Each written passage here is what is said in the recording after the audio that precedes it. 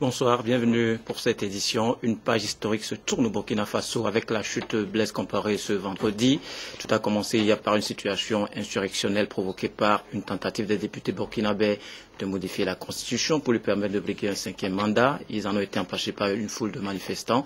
Des émeutes ont éclaté dans tout le pays. Dans la soirée d'hier, le président a lancé un appel au calme promettant d'ouvrir un dialogue avec l'opposition, mais trop tard, la fin de son régime était scellée. Edem Soussoupo. C'est une page qui se tourne aujourd'hui dans l'histoire du Burkina Faso après 27 ans de pouvoir du président Blaise Compaoré. Le Burkina Faso faisait partie de ces rares pays en Afrique de l'Ouest à n'avoir pas fait une vraie transition démocratique. Il y a eu démocratisation de façade qui ne s'est pas traduite par une alternance politique. Le président Compaoré est arrivé par un coup d'État en 1987.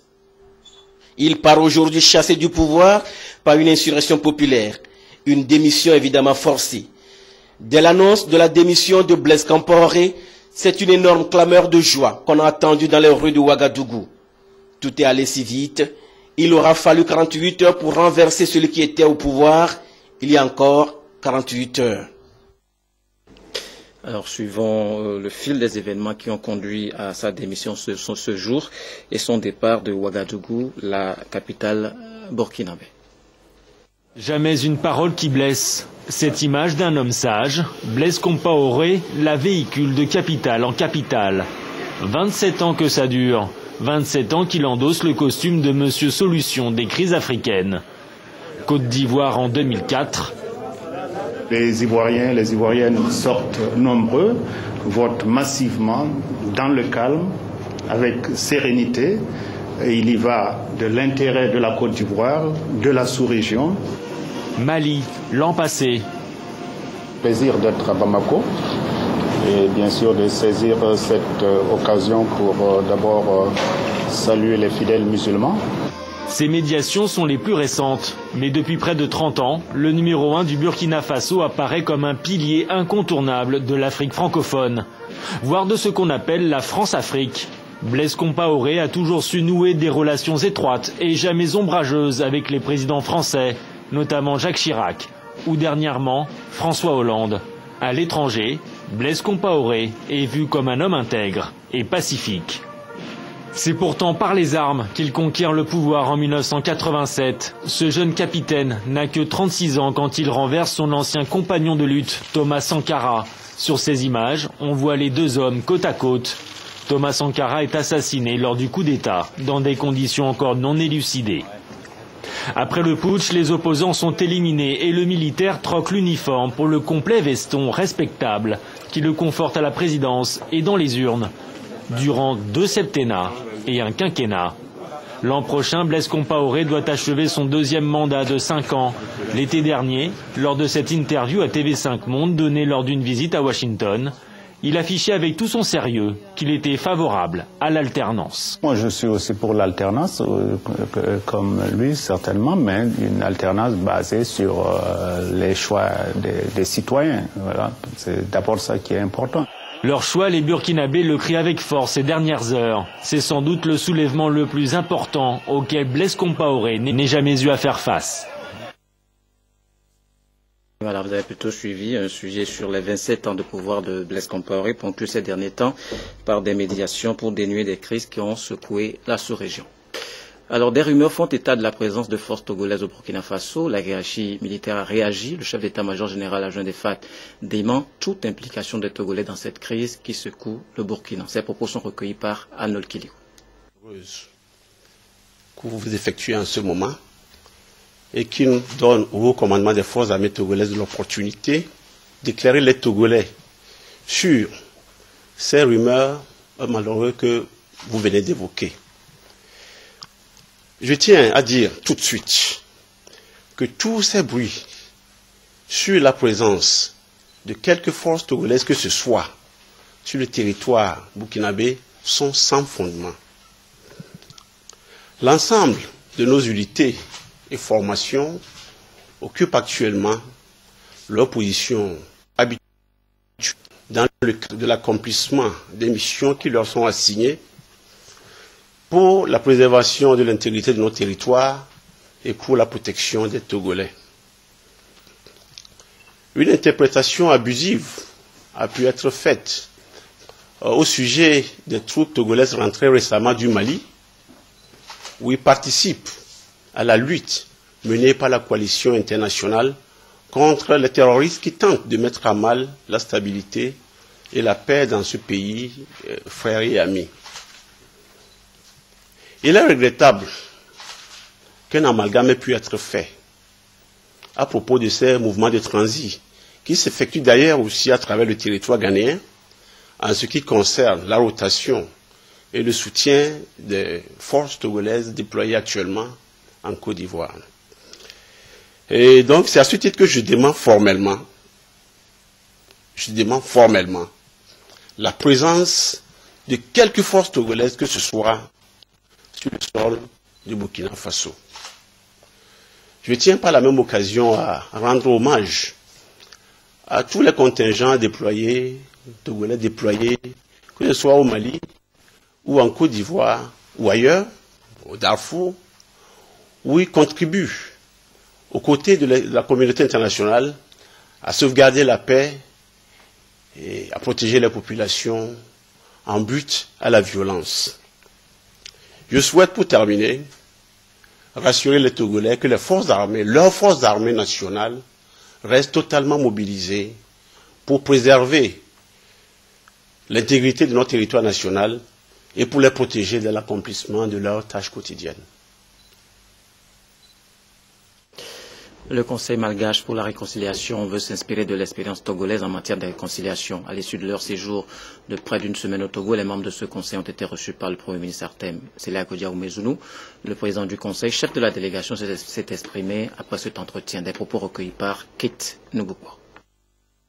Nous sommes en train de trouver tous les voies et moyens pour installer la réconciliation nationale chez nous.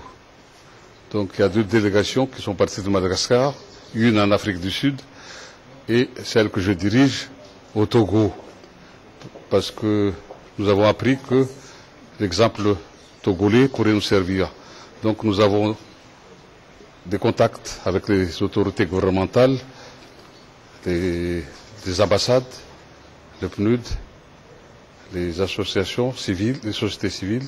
Et là, donc, aujourd'hui, nous avons l'estime honneur d'être reçus par son Excellence, Monsieur le Premier ministre. Nous sommes tous francophones et le PNUD, donc, a trouvé une opportunité pour nous réunir. Je pense qu'à l'avenir, vu qu'on se ressemble sur pas mal de points, nous avons circulé dans toute la ville, on se croit chez nous. Donc, je pense qu'il y a une coopération sud-sud à développer. Suite au mouvement d'humeur observé hier à la Togolaise des TDE, le chef du gouvernement a rencontré cet après-midi le conseil d'administration de la TDE et les syndicats. Il s'est agi pour le Premier ministre d'écouter leurs doléances en vue de l'amélioration des conditions de travail des agents de la dite société. Nous écoutons le Premier ministre. Comme convenu, on a décidé de nous rencontrer cet après-midi pour examiner les problèmes qui ont fait qu'il y a eu un débrayage au niveau des services de la TDE. Hier, j'étais allé donc à la TDE à 19h. Je ne vous ai quitté que de manière exacte à 21h53, donc pratiquement 2 heures. Mais je pense que comme il n'y a pas eu de problème aujourd'hui, donc vous aussi vous avez respecté vos engagements. Nous respectons aussi le nôtre, qui consiste à vous recevoir cet après-midi et à d'abord vous écouter, à vous poser des questions et à vous apporter les réponses que nous avons. Je pense que c'est celle qu'il faut à vos questionnements et pour qu'on puisse entendre pour retrouver des solutions aux problèmes que vous avez évoqués. Je voudrais dire à l'avance que c'est vrai, vous avez le droit d'avoir des réclamations, d'avoir des observations, d'avoir des inquiétudes sur un certain nombre de choses. Notre devoir, à commencer par la direction de votre société jusqu'au niveau du gouvernement, c'est de vous écouter, c'est de vous proposer des solutions, mais c'est de faire en sorte en tout temps que la sérénité règne dans l'établissement, la quiétude règne dans le service et que nos concitoyens continuent à être bien servis car c'est votre devoir, c'est de servir nos concitoyens en leur fournissant les services en eau dont ils ont besoin. Donc je pense que cet après-midi, nous nous entendrons et que nous éviterons à l'avenir ce que nous avons failli constater hier, que le pays soit privé d'eau.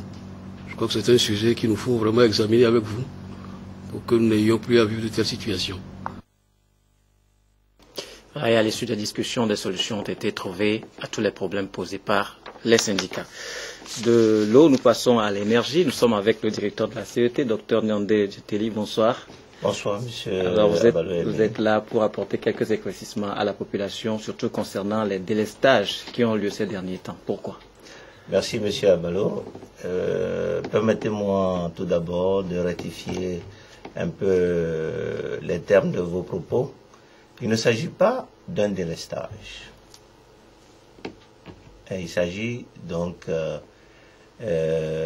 d'une panne d'un transformateur de notre fournisseur qui est la communauté électrique du Bénin, par lequel, bien sûr, transite l'énergie pour atteindre donc la structure de la CET.